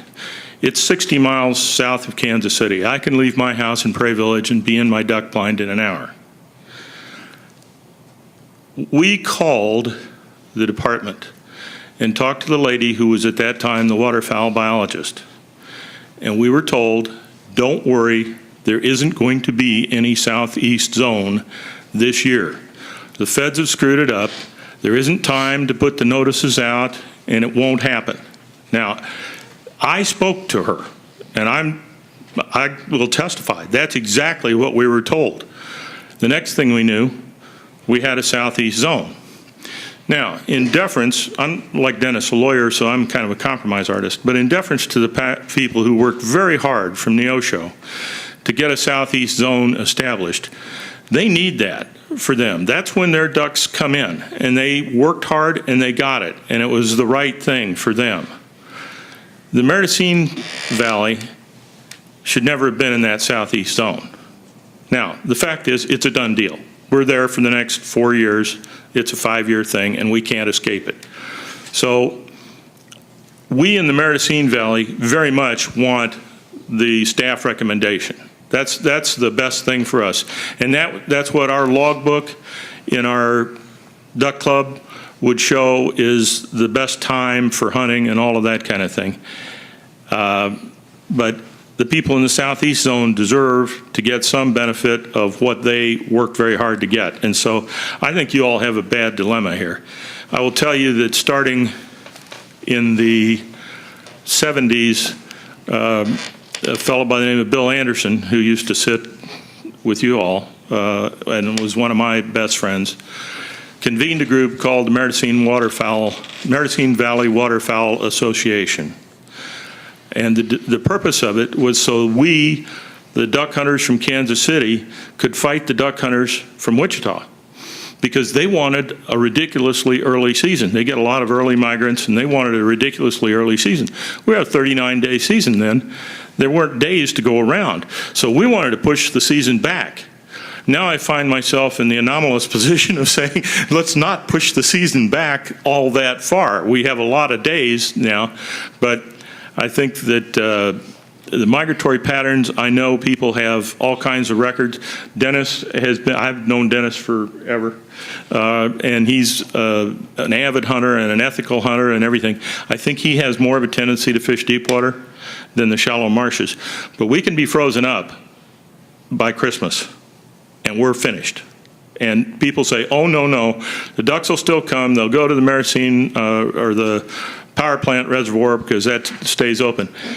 I'm sorry, fellas, when it freezes tight all around, the ducks aren't going to hang around just to convene on that reservoir. Now, there'll be some, but for the duck clubs that spend thousands, hundreds of thousands of dollars every year on pumping and planting and maintaining those duck clubs there, season's over when it freezes up tight and it's gone. Now, it may unfreeze, the ducks may come back in January, but there have been seasons during my tenure from 1961 where 10 days before Christmas we were finished hunting. So I'm a little worried about pushing the season back too far. Thank you. Bob, Yep.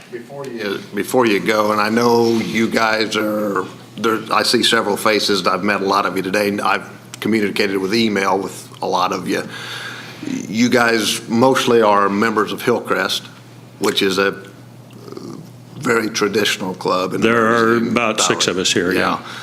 Would you guys be opposed to a compromise in this thing? I can only speak for me, Don. Okay. And, I'm a compromiser by profession, and so that's kind of what I do. Incidentally, for the rest of you commissioners, if you don't know, this man has worked his tail off on this issue. He has talked to everybody that would talk to him about it, and he has done a spectacular job, and I think you should reward him in some fashion in your private discussions, because he's really done a great job. But for me, the problem with November the 10th is, am I going to open the pheasant season or the duck season? What am I going to do? You know, I'd rather have the duck season open a week before the pheasant season, and then I can do both. I've opened the pheasant season for 40 years out in Norway, Kansas. I'd like to be able to go out and do that. But I'd also like to be at the duck club meeting the night before when some of the boys have a drink, actually, and then open the season that Saturday. So. Well, we've come a long ways, because the first communication that we've had, or that I had with you guys from there to the end is, I'm glad there wasn't a tree close, because you'd have had me strung up from it, I think. Well, I don't think it was the commission. I think there was a lack of good communication involved here, and I think actually some of us were misled, whether it was, I refuse to believe it was intentional, but some of us, and I wasn't the only one, were absolutely misled that there wasn't going to be a southeast zone established last year, and in fact, that happened. Are there any other comments from the public? General.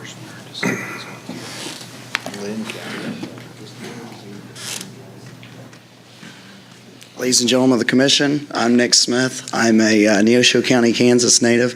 I was born and raised near the Neosho wildlife area, and I'm not an attorney like these two fine gentlemen. I'm a ditch digger, but I'm going to do the best to hit on some points.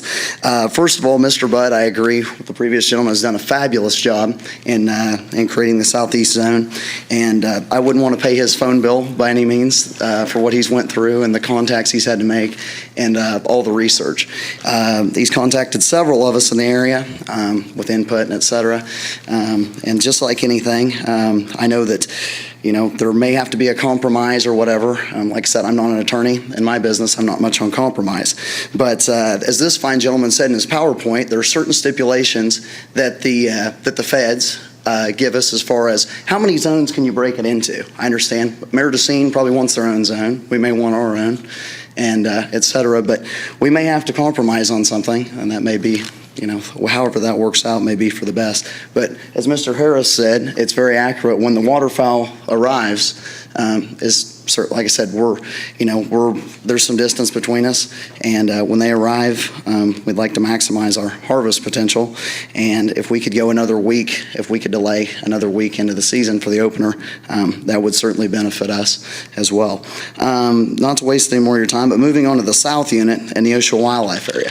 Mr. Slawski here, he did some fabulous projects. I know DU has contributed a lot of money to that, and several people would as well. But that unit, in the past years, I haven't hunted public in 3 years and may not in the future, but hunt a lot of private land. But that unit brings some good things. The afternoon refuge factor works out good for it. And I, as well as anybody, and several affiliates of mine, would love to see that thing wet, would love to see some water in it and create some potential, and would be willing to contribute to it. If Monty would be willing to hold some meetings, if he needs a set of hands or, whatever we can do there locally, we would gladly do. Moving on to some of the points that Mr. Harris made about the hunting regulate as far as the distance on public ground and et cetera. Like I said, I'd just like to commend him on his research and the points he hit on, because those are great things. I've been sprayed in the eyes before at Neosho Wildlife Area, and it's no fun. And and if anybody wants to argue a 200-yard distance, I just say, go out here in the parking lot, stand 200 yards away, and have somebody bear down on you with a 3.5-inch Wingmaster HD Remington no-talk shotgun shell. So anyway, but thank you all for your time, and once again, I'd like to commend Mr. Budd on his help with the Southeast Zone. I'd like to ask how many people want to speak, and I want everybody to have an opportunity, but we may have to take a break and come back and reconvene, and I'm just trying to figure out how many people who want to speak on this subject. Could I have a show of hands? Without going to the microphone, I'd like to say I think both these gentlemen made their point. You can see who's represented here. Your time's important too. I don't know if we all need to speak. I think the commission understands the problem. I very much understand the problem. We should have some consideration for your time too. Let's have one more person. If there's one more person who wants to speak, let's go ahead and deal with that, and then we'll see where that takes us. Thank you. My name's Pat Farrington. I live in Leawood, and I too hunt the Marazine Valley. I'm in a different location than the gentlemen that are hunting off the Marazine River. We hunt off the creek, or essentially have a club off the creek downstream of the power plant. And we don't see the early ducks in our location like they seem to. One of the things that we continually fight is that, flooding in the springs causes us to, be wet later in the year. By the time we get crops planted, whether it be corn, millet, milo, whatever, the crops don't mature until usually late October and early November, and we're fighting water issues all the time. And I don't know what's going to happen to the creek or the clubs that are along that creek now with the upgrades to the power plant lake and the water consumption and potential increases there. We don't have water that's available to pump. So we tried to start as early last year as September. Right after September 1st, we got authorization. We pumped for a little bit. We had one marsh available to us on opening day. I think they killed the limit of teal and what have you. I think we're seeing a shift in maybe weather patterns across the state. I don't have data to support that. I can tell you the last 2 years, we pumped all the way up to the end of the year. The ducks for us typically don't get here in any number until December. It's usually Thanksgiving, the week after Thanksgiving is when we start seeing the majority of the mallards, which is what we normally, harvest. We don't see a lot of the other ducks. But in large numbers, it's usually the 1st of December, and we hunt through December. It's unfortunate that we don't have good data for hunting in January. The data, whatever data we could get from last year, how many ducks did we kill in the Marazine Valley the first 2-3 weeks of season? How many did we kill the last 2 or 3 weeks of the season? Ducks per hunter. We had a great year last year, but we were killing ducks late December and into January. But historically, you're not going to find that data because the duck season wasn't open at that time. If you looked at the trend, you're seeing October as an opening date. Now we're into late October, early November. Maybe that trend needs to continue. I don't know what information or how much the people hunt that did the surveys. I can't provide any validity to their purpose. I can tell you what my, personal opinion is I'm killing more ducks and I'm killing them later in the season. I usually don't even hunt till after Thanksgiving. Most of the times we don't have water till after Thanksgiving because we just can't get that much time to pump. Another comment I wanted to make was the youth opener. You got the youth opener 2 weeks before the regular season. Last year we didn't have very many ducks. The year before that we didn't have very many ducks on opening weekend. But you're going to send the youth out 2 weeks earlier than that to shoot. And I'm assuming that's being driven because the goose season's opening on the 29th. It was just so they're tied at the same time as the youth season for the Low Plains Lake would be 22nd, so they're basically just matching up to there. We can't move it a week earlier, but it's a week earlier from the normal Low Plains Lake. Well, again, we're trying to develop youth hunters, and we're sending them out 2 weeks earlier than the normal season.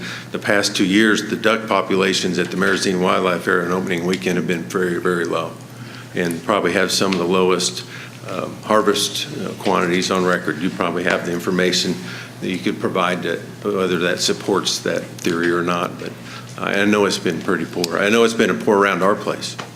It definitely is an option to move it a week later, so it'd be a week earlier, just for ease of regulations. Waterfowl regulations sometimes can be pretty lengthy, so we have the same opening date. Well, I guess the end result is, we're seeing warmer temperatures. At least that's what we're seeing, or I'm seeing.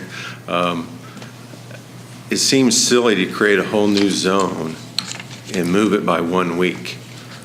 Surely that was not the plan when we went into this. There had to be some kind of a thought process. If the intent is to kill more ducks, are we achieving that? Well, go ahead. The Low Plains Lake, or the southeast zone, was designed as a means to compromise. This is not the first year. This group wants all the days that accommodates them best. This group wants all the days that accommodates them best. And we just can't have every county have their own hunting season. So under the frameworks, we had to create another zone which was dealt with and discussed and above board for 2 years or more. And that was an effort to compromise. But there are a lot of people, last year we had this discussion down in Great Bend, and the people who hunted wood ducks and widgeons, those were junk ducks and silly ducks. So, there's people who are in the low plains or in the southeast zone that, most of their stuff is in the north end of it's frozen up by Thanksgiving, or it's frozen up by December. And so the effort to compromise was the southeast zone, and it's down to, we've got to try to figure out one direction on who to penalize and who to help. And everybody, if we moved it another 5 miles south, then somebody would say, I want to be in a different zone, like the fellow in Inman, he wanted to be in a different zone. I don't know exactly what the option, the answer is. I understand what you're saying, and yet somebody very close to where you hunt feels just the other way. Sure, I understand. And people forget that the southeast zone was a means by which the service would allow us to accommodate primarily the Neosho group.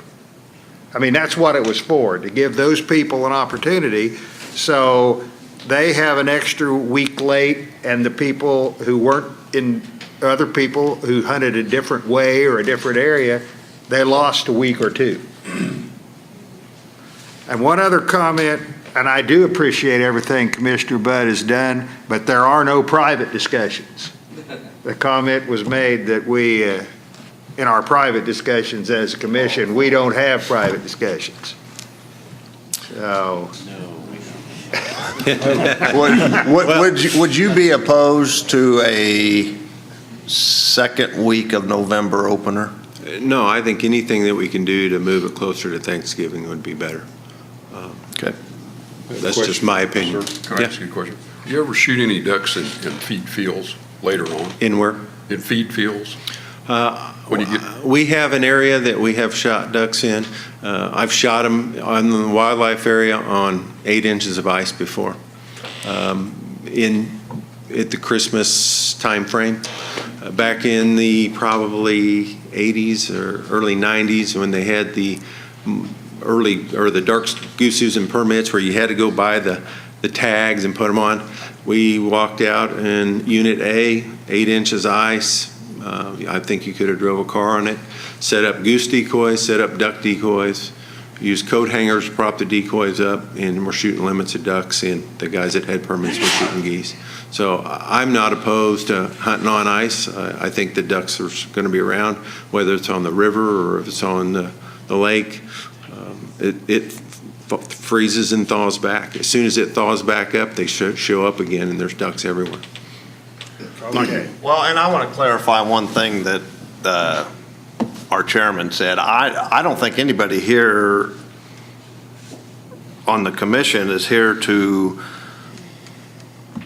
penalize anyone because of a zone that was created. And I think what we need to do is probably give everybody that's passionate about this an opportunity and not penalize one or not penalize the other. And that's the objective that I have.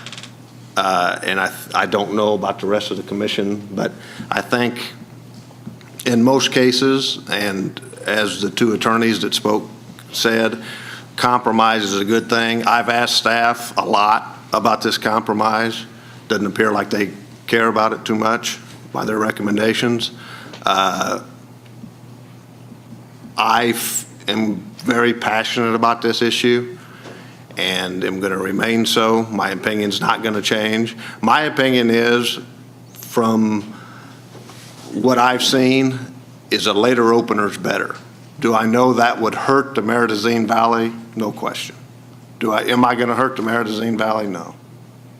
And, you know, you've got a different opinion than the other guys have, and then the South guys from the Osho, you got a whole group of them back here, they want something else. Life's about compromises, life's about making everybody happy. In my opinion, that's what we as commissioners are supposed to do. We're supposed to make you end users happy. And that's what I intend to push for. Well, I don't think you'll make everybody happy, but again, you know, my opinion is I'm hunting mallards, so the later the season, the better. We have other guys that are older and leave town come Thanksgiving. They like to hunt early. So it's going to be something we're just going to have to work out. Okay, I feel then compelled to comment. I feel the other way. I think that the date where it is now is a result of compromise. And I feel that staff, I concur that staff did what I think is in the best interest of the entire state or the entire zone. And, you know, I also agree that one of the gentlemen said that, you know, we'd like to be able to hunt ducks, then we'd like to be able to hunt pheasants. There's a lot of people that are going to feel that way. There are a lot of people that hunt ducks in the state that would lose that opportunity if you start pushing it back. I think all the commission understands the issue.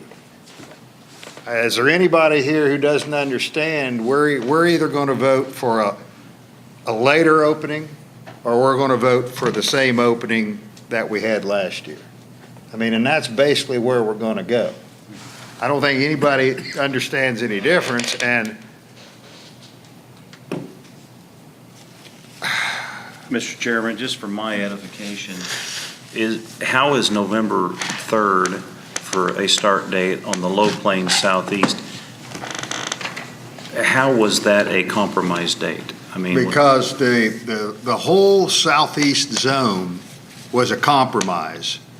And for the people that hunted the smaller ducks, the wood ducks and other things, which are outside of mallards, there is a tremendous amount of wood ducks harvested.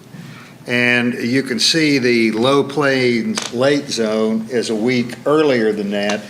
And so in an effort, because we couldn't split the zone, we had to create a southeast zone to be able to pull part of that Low Plains late into an area where we could have more January days.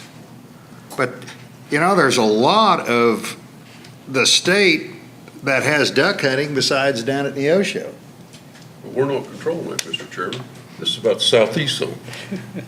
But there's a lot of the south, okay, there's a lot of I understand that, right? There's a lot of the southeast zone that has different interests than down at Neosho. They're not here. I haven't seen them. I haven't seen these public land people. They weren't represented last August either. Remember that meeting we had? Yeah, I do remember That that. wasn't going to happen. That's why we weren't there. We were misled. We were told there wasn't any need to be. Our staff misled you on Your that? waterfowl biologist in Emporia spoke with me, Faye, and talked with him, and talked with at least one other guy in our club, and she told us all it wasn't going to be brought up in August. Can't have it Last another year. time. Then you should have talked to somebody on a commission. Well, if I mean, you have that. I can't trust the state's waterfowl biologist. You know, what am I going to do? You can refer to the commission. Those are the people that make the rules. She makes the recommendation. We make the rule. Yeah, but, Lesson learned. That's why we're here. Lesson learned. well, Right. and I understand, and Robert, I understand about people not being here too, but, you know, I just feel that there's quite a bit of the state, and at least there are people that feel they weren't included in the survey, but the majority of survey respondents will agree with, the highest number will agree, so I think there's, Mr. Chairman, I never spoke to one. I've never spoke to anybody who received that survey. well, I believe that the survey was conducted appropriately. I'm just a gut feeling.